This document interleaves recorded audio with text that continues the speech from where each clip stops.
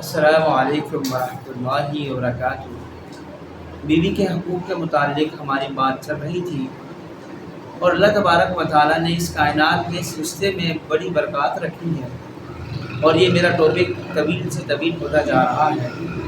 یقین جانیے اللہ تبارک و تعالیٰ کا اتنا بڑا انعام ہے کہ اس کائنات میں بے شمار چیزیں پیدا کرنے کے بعد اس نے ایک عورت کی صورت میں بھی انعام رکھا۔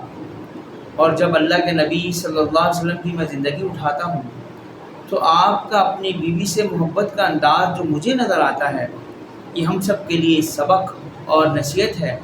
اللہ کے نبی صلی اللہ علیہ وسلم جب کھانا نوش فرماتے، کھانا کھاتے، آپ کے ازواج مطہرات آپ کے ساتھ کھانا کھاتی، اور پھر اس حال میں آپ ان کے ہاتھ سے گوشت کا ٹکڑا لے لیتے یا پانی پیتے تو وہاں سے گلاس میں جس جگہ آپ منہ لگا کر پیتی اور آپ وہاں سے لے کر اس گلاس کو وہاں سے پیتے۔ یہ محبت کا انداز ہے، اور اللہ کے نبی صلی اللہ علیہ وسلم نے محبت سے اپنی بیوی کا نام بھی رکھا تھا۔ اور اس سے بڑھ کر اللہ کے نبی صلی اللہ علیہ وسلم نے ایک بار ایسا بھی ہوا، میرے معاشرے میں ہم محبت کی آڑ میں بہت ساری چیزیں کرتے ہیں، لیکن جہاں جائز اور حلال ہے وہاں ہمیں بڑی شرم سی محسوس ہونے لگ جاتی ہے۔ حلال رشتہ بیوی کا ہے۔ اللہ کے نبی صلی اللہ علیہ وسلم جب بھی سفر کے لیے جاتے، قرآن اندازی کرتے، اپنی بیوی کسی نہ کسی کو اپنے ساتھ سفر میں لے کر جاتے۔ ایک بار آپ سفر میں ہیں، جناب عائشہ صدیقہ رضی اللہ تعالیٰ عنہ آپ کے ساتھ ہیں۔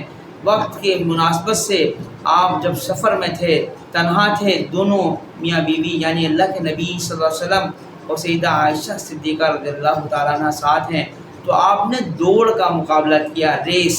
اور ایک بار ایسا ہوا، وہ سیدہ عائشہ صدیقہ رضی اللہ تعالیٰ عنہ دوڑ کر ریس کے مقابلے میں اللہ کے نبی سے سبقت لے جاتی ہیں۔ کچھ عرصے کے بعد دوبارہ سفر پر آئے، پھر اللہ کے نبی صلی اللہ علیہ وسلم نے دوبارہ سیدہ عائشہ سے ریس کا مقابلہ کیا تو اللہ کے نبی جیت جاتے ہیں۔ پھر آپ نے فرمایا عائشہ مقابلہ برابر ہو گیا۔ کتنا خوبصورت انداز ہے میاں بیوی کی پاکیزہ محبت کا۔ یہ محبت ایسی ہے، بے لوث ہے، رشتہ بھی اللہ نے ایسا بنایا کہ قدم قدم پر ساتھ نبھانے والا۔ عائشہ صدیقہ رضی اللہ تعالیٰ عنہ کو اللہ کے نبی صلی اللہ علیہ وسلم پیار سے عائش کہا کرتے تھے۔ یہ ہمارے لیے سبق ہے کہ اپنی بیویوں کے ساتھ اچھا سلوک کرنا۔ وہ آپ کے ساتھ زندگی نبھانے کے لیے آئے ہیں، وہ آپ کی بچوں کی ماں ہے، اور آپ کسی کے ساتھ بڑی امیدوں کے ساتھ وہ آئی ہے۔ اجنبی تھی، لیکن قرآن مجید کی آیتوں نے انہیں آپ کے لیے حلال کر دیا۔ تو یہ عورت، یہ بیوی کی صورت میں، اور جب یہ ماں کی صورت میں آئے گی تو اللہ تبارک و تعالیٰ کے انعامات بڑھ جاتے ہیں۔ یقین جانیے کہ اکثر یہ دیکھا گیا ہے کہ انسانوں کی کامیابی کے لیے بھی نیک بیوی کا بڑا دخل ہوتا ہے۔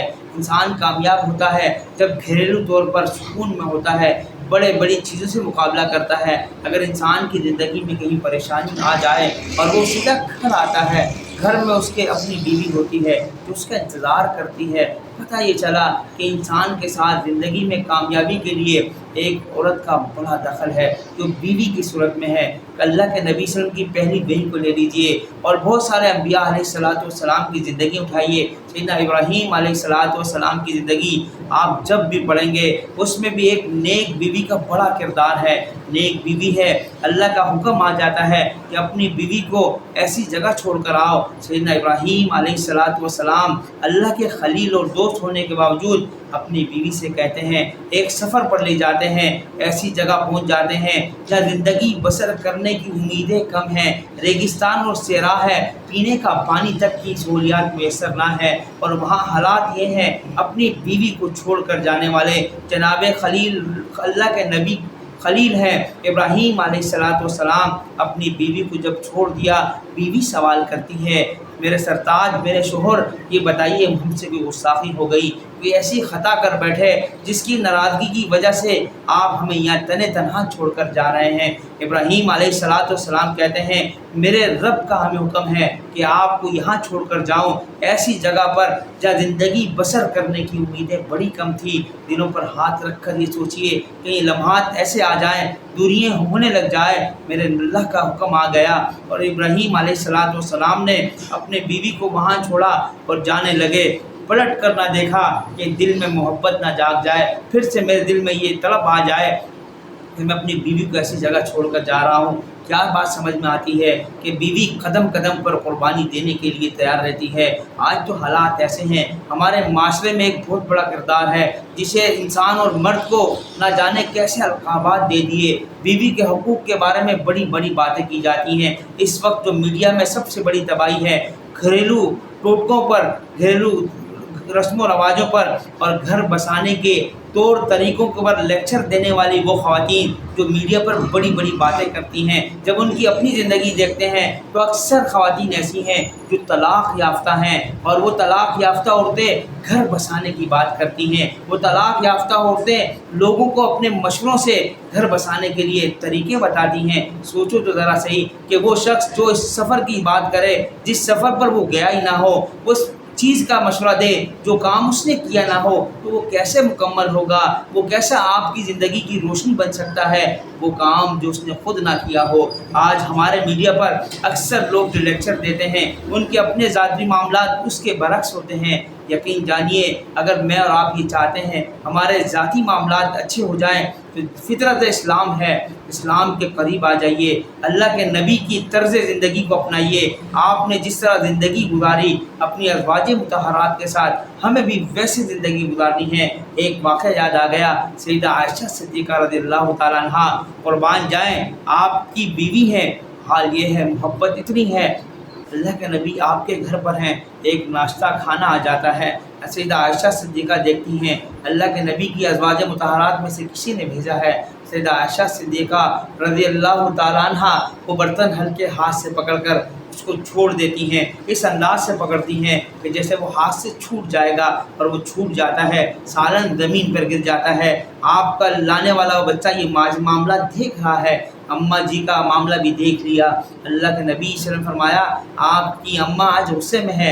اماں عائشہ صدیقہ رضی اللہ تعالیٰ عنہ سے کہا کہ آپ ان کا برتن واپس کریں۔